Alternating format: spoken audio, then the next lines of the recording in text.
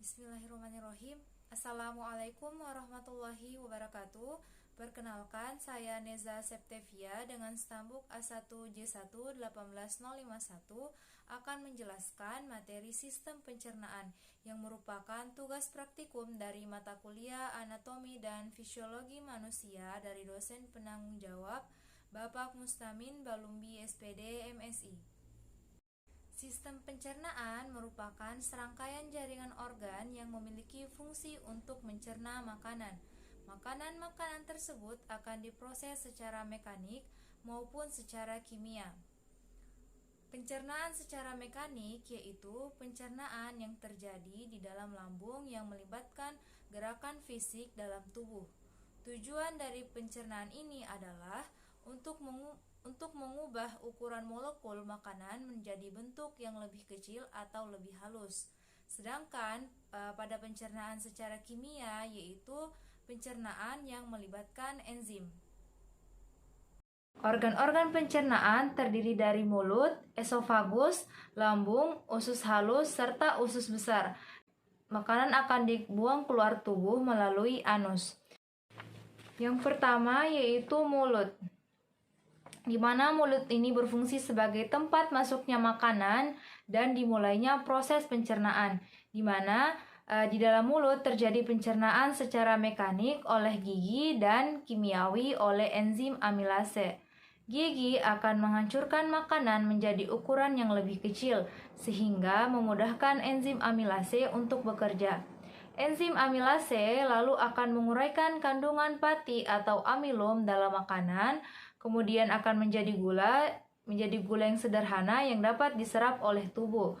Kemudian yang kedua yaitu esofagus, di mana esofagus atau tenggorokan merupakan saluran pencernaan yang menghubungkan rongga mulut ke kerongkongan. Makanan yang ditelan dari mulut akan masuk melalui faring dan diteruskan ke kerongkongan. Pada dinding kerongkongan atau esofagus terjadi gerakan peristatik, yaitu gerakan meremas-remas yang akan mendorong makanan agar masuk ke dalam lambung. Kemudian yang ketiga yaitu lambung, di mana lambung ini merupakan tempat terjadinya pencernaan kimiawi dan terjadi pencernaan kimiawi dengan bantuan enzim dalam getah lambung yang dihasilkan oleh sel kelenjar dinding lambung.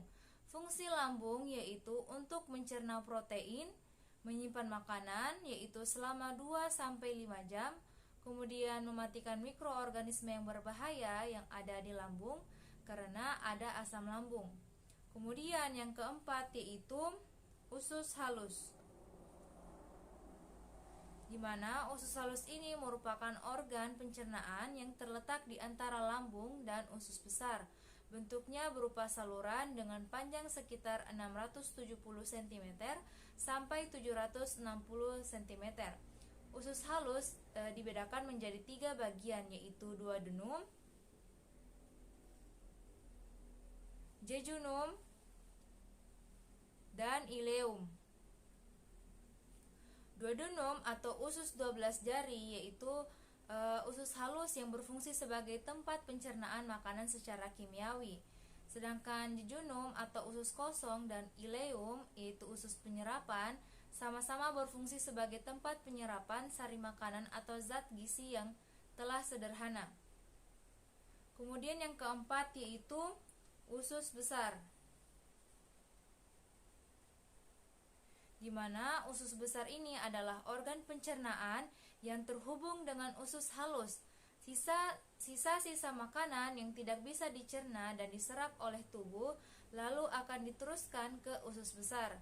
Hal ini terjadi karena usus besar berfungsi untuk membusukkan sisa-sisa makanan yang akan membentuk menjadi feses dengan dibantu oleh bakteri Escherichia coli.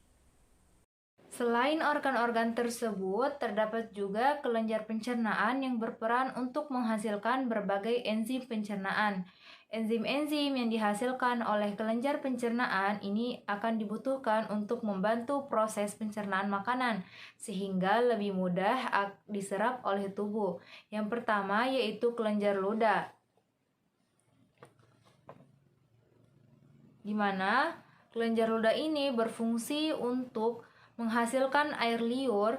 Kemudian selain menghasilkan air liur, kelenjar ludah juga berperan dalam menghasilkan enzim pencernaan seperti lisozim, lipase lingual, dan amilase.